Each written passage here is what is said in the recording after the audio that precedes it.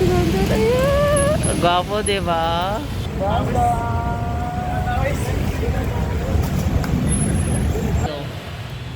Isa ba? Hi. Bye-bye, Dan. Bye-bye. Thank you. Thank you. Andito nga ako ngayon sa may Ortigas kasi nga bibisitahin ko ang aking pamangkin.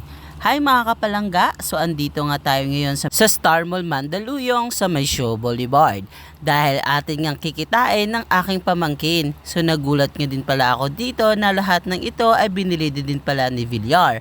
Plus, meron na rin pala sila dito ang parang all TV news na kung saan dito na rin nila ata gaganapin ang kanilang bagong studio. Na-amaze nga din ako dito sa kanilang mga building dahil sobrang naglalakihan at itong building na ito napaka-sexy niya talaga.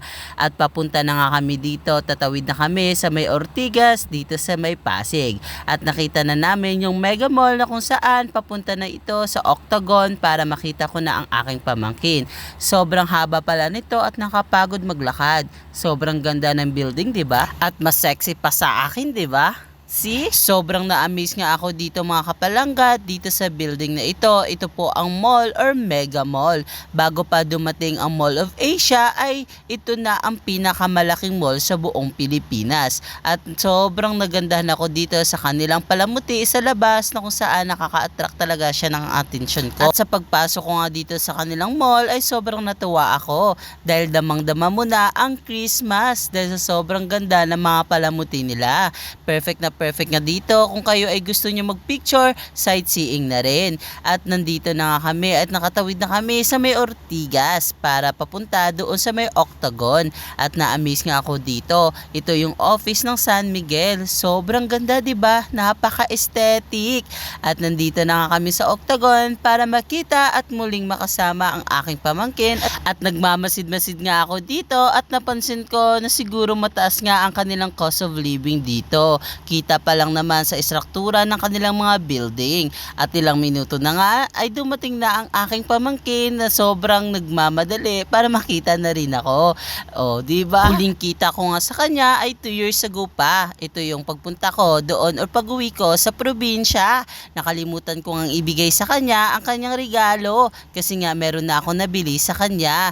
Ito bala ko na ibibigay sa kanya sa December kaso nga lang saktong pagpunta ko dito sa Ortigas ay dito rin pala siya nagtatrabaho.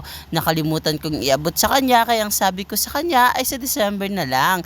Nasa 20th floor pa nga ang kanyang time in. Kaya after nun ay kumain kami dito sa may Jollibee. At ito, kwentuhan, ganito ganyan kung anong ganap niya sa buhay at ganap ko din sa buhay.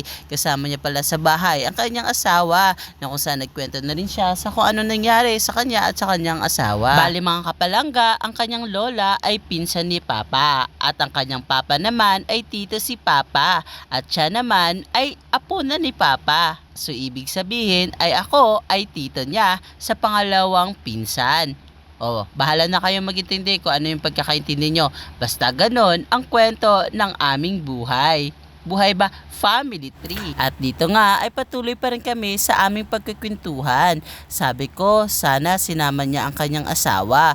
Pero sa balit ang sabi niya ang kanyang asawa ay busy pa at magluluto pa. At sabi ko kung uwi ba siya sa December, ang sabi niya baka sa susunod pa na taon.